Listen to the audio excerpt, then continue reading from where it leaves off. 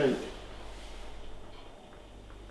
Alright, so today we're actually going down to see Dr Matt, who is going to be doing my bloods. So for World's Strongest Man, you have to get obviously your medical done. You get like an ECG done, blood work done, a general medical exam to be able to compete. That's one of the stipulations that they put in for us to make sure we're all healthy and no one's going to have any issues when we're out there. And I've been working with Dr Matt for a couple of years now, and he's fantastic. He does my blood work. We talk about recovery work. We'll talk about kind of different nutritional strategies, etc. He's a really knowledgeable guy. So definitely, if you're an athlete at any level, you want to be making sure your health is on point and your performance is on point. Make sure you check him out. I'll make sure I'll put the link to his Instagram in the description below. So just coming off the back of events last Friday, we had a really good session. It's quite a heavy session, so I'm still feeling it a little bit now. So it'd be good to get the blood work done and see where I'm kind of at in terms of all my markers.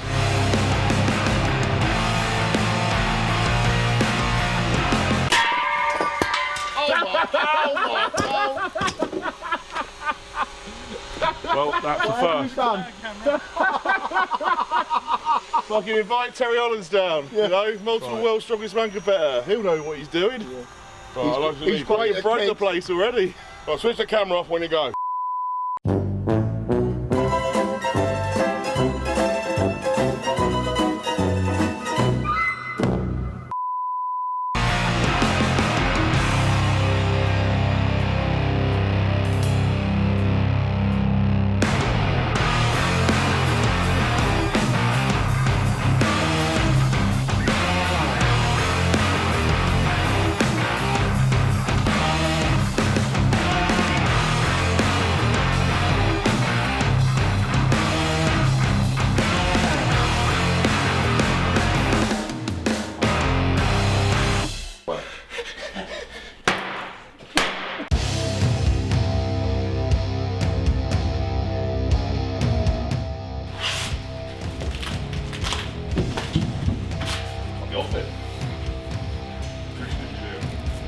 Oh, I saw them. Yes! Fucking yes!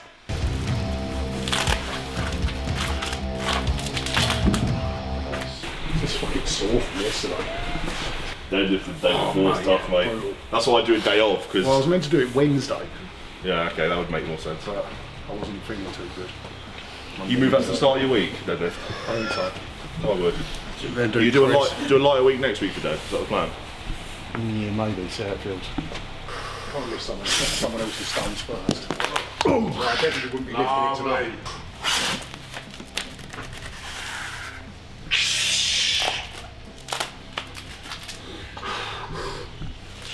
Let's go. Yes! Nice, that's better. Much better, mate. Good.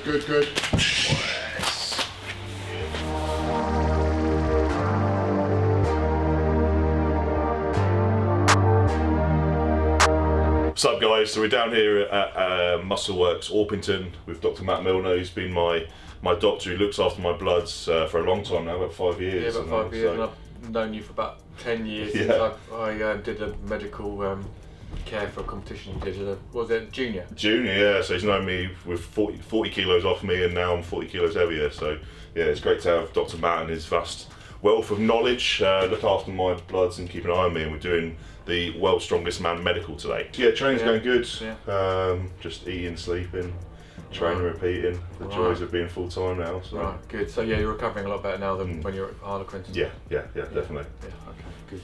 Right, let's have a look at this form. We'll go through it methodically, and we'll see what happens and arises as we do it. Yeah, sure. I think I'll just read out a few bits from it, and then we know our remit. So this form must be completed by your doctor. Okay. Information to the general practitioner. As part of this medical screening procedure for the World's Strongest Man, each athlete is required to have the following form completed by a recognised medical practitioner. This information will be given to the on-site medical doctor, who will be able to make a more informed decision as to the athlete's suitability to participate. Well, what's the background of the medic at World's Strongest Man?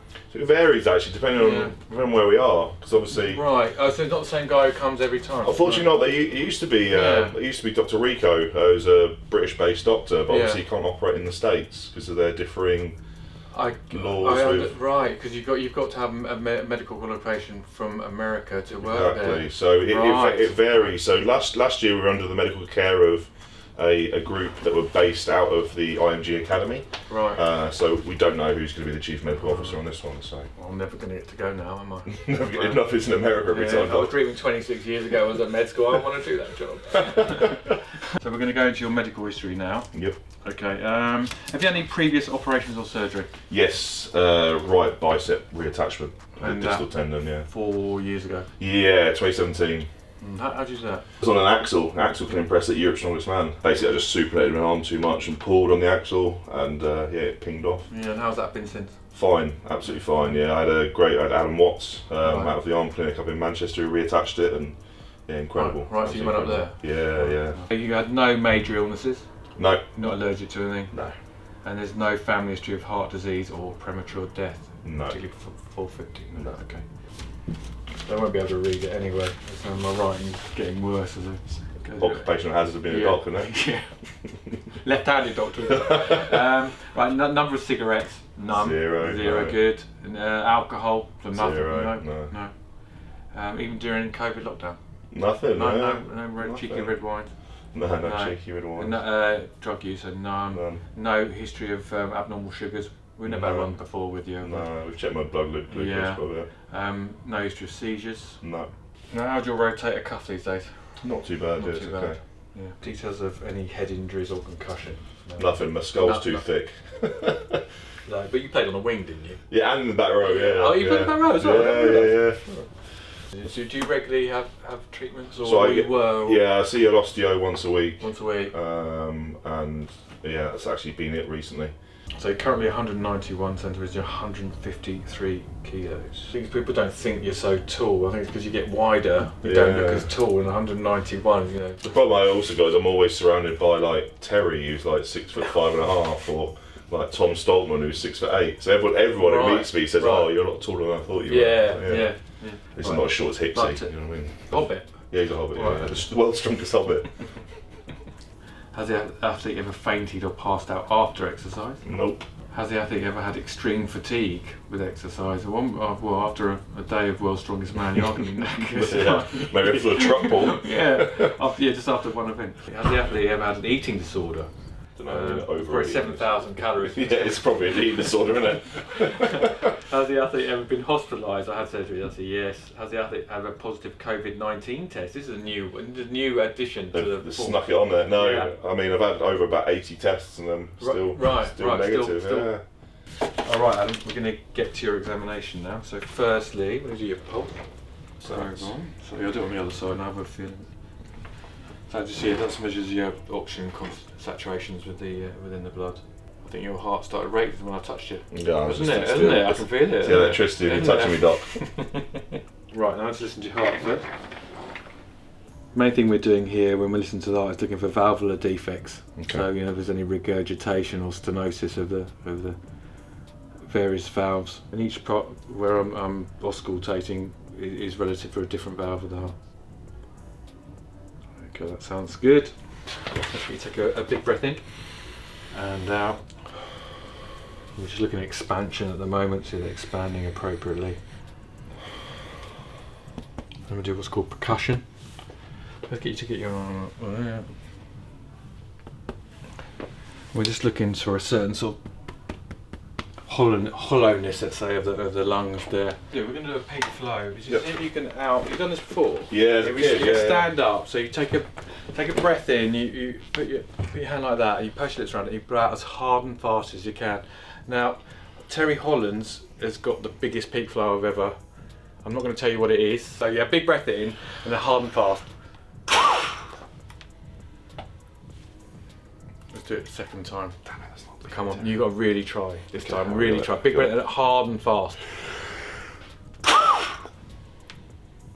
600. Right. Come on, what did Terry have? About 850. He's just a giant man, isn't he? Is there nothing he can't do? Cake toss is what he can't do when he comes to my yard and breaks it. Yeah. And the other way. Okay, your range of movement is fine. Lovely, into the back. Now I want you to do that. far as you can. Now, could you, if you've got a bra on, could you take it off for me? Can you get around? Oh no, you're never going to get it. All right, yeah. I'm not good at getting bras off anyway, no. the best of times. No. It's hard to get them to fit you as well. Give me a push. Lovely, and the other one. And again, push. They're all good with you, again, sorry.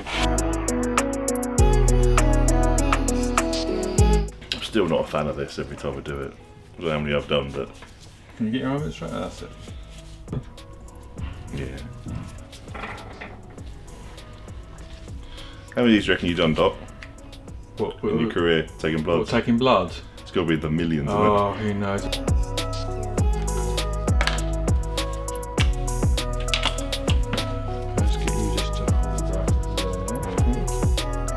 That's the important thing, guys. When you're getting your bloods done, you want it to be done like fresh where you can.